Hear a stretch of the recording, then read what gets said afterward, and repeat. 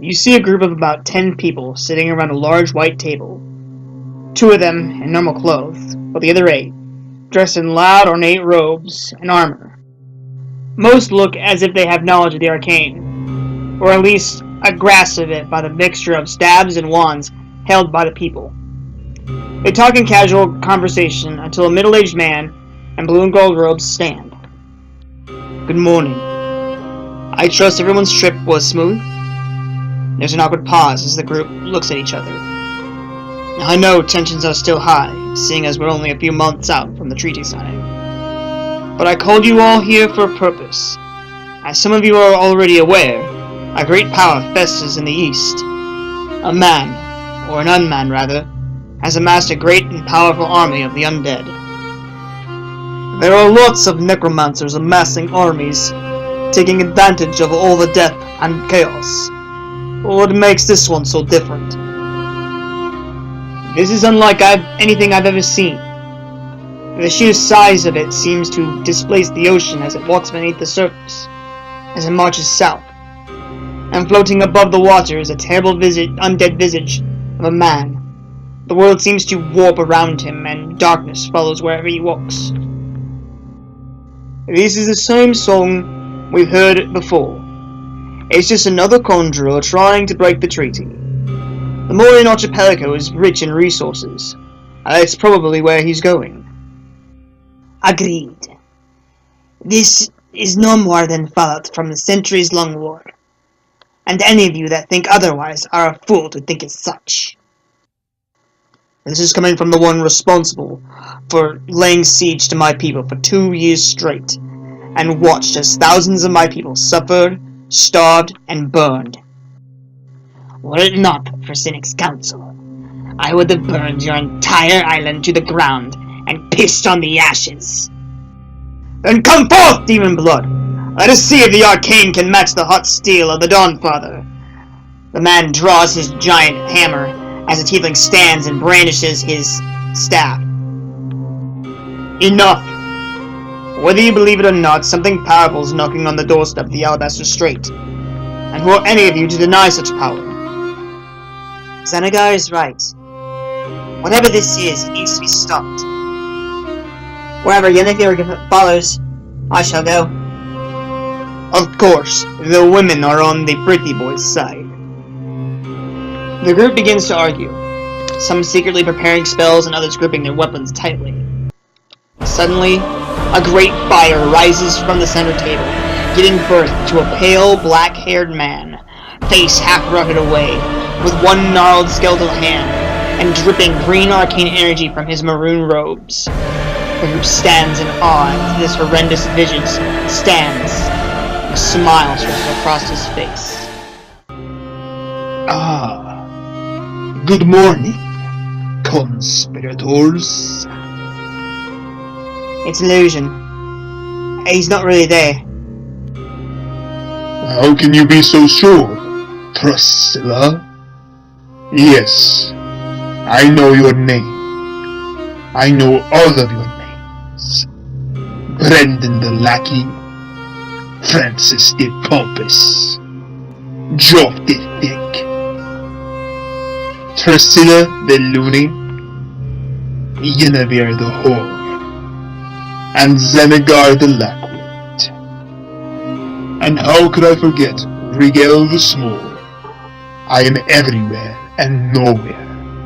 I fester in your dreams, and I am every one of your worst fears. Not dead, not alive. I am eternal and ancient, and once I am reborn, I will sit upon a throne of bone and flesh, and be worshipped as I so deserve. What do you mean, you so deserve? I have spent several lifetimes watching, waiting, learning. In the throes of chaos, this world needs something present and eternal. I will be that eternity. I will be the one and only. I will be the undying one, and you will be my blood. All will be my blood. For I am Mubala Sahim Opasha. You're insane. We will stop you. Many have tried. All have failed. All have failed succumb to my will. Gather your armies if you must. It will make the spectacle much grander. More eyes to witness the miracle. The only miracle that will occur is when my hammer cleaves head from shoulder. Your hubris is entertaining. My hubris? She swings her hammer straight through the illusion.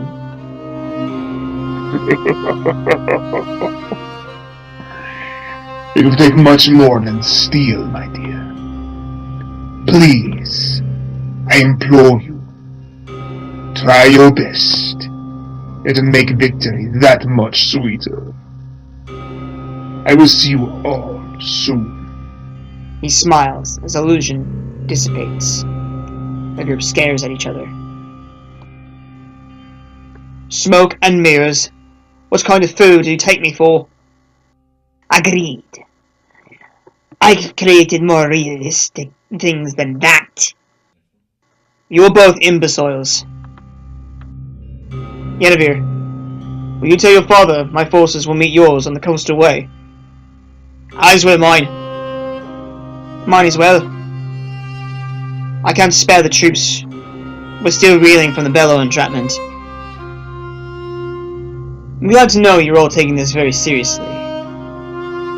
You can't expect us to work together on something so trivial. This Opash is nothing more than a phantom. Come, Francis, we'll be going. As the two walk away, Francis turns and looks at the group. You're lucky the treaty wasn't violated with this little meeting. The picture fades, and then suddenly fades back into another scene. This time, the group looks more disheveled and tired, and there is more of a tense look on their faces. Allard and Cynic and the other man are missing from the conversation. Thank all of you. Were it not for you, my people would have surely perished. Oi, we are truly grateful. I hope you see now the serious of all this. We were fools. I have never seen such raw power. We aren't here for I told you so's. We are here because of our failures to work as one. The only thing that matters is stopping Opash. His armies have doubled in size now, since the conquering of Jandor. Not to mention that he sunk the entire island afterward. I am willing to use all my forces to put a stop to this. I am too. We could have stopped this much sooner, had we offered immediately and not been so blind to the fact. That'll make a little over 200,000 we have now. That is millions. Numbers do not win a battle. Merton is right. We need only for us to get close, enough to perform the rites of entrapment. There is a pause amongst the seven. They sit in the quiet. Is there another way? Only one. But the rites of entrapment is our best chance. The ritual seeding is too risky, and we need more immediate solution. We could spend months searching the plains for the Thunderforge, and we aren't even sure if it exists. I am willing to die for Dron. Maybe our sacrifice will encourage brotherhood. Here. Kavosa, can we trust you to lead our forces? The human form of Kavosa, the familiar copper dragon, steps forward on the screen. I can. My brothers will keep the large ones at bay, while we push forth to the stone tower. That's all we need, and it should only take a few minutes. We may not have a few minutes. No, we have to try. The gods separated themselves behind the divine gate so that we may live as free will individuals. and be free from the Undying. If a god claims the prime material plane as his own, then we as people have let go everything they sacrificed. You are all very brave. Thank you for your sacrifice. It'll be up to you, whatever form we take after the ritual, to separate us from far apart. Make sure no one can find us. The ritual can be undone as quickly as it is done, as long as that binds it together. But separate, they'll be nearly harmless. Brennan stands from the table. It's time. We hit the beach, and we hit it hard. Stick together.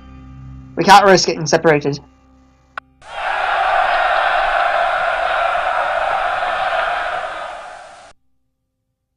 Good luck. Watch each other's backs. May we leave the world better than it is now. The picture fades, and you are left to the room.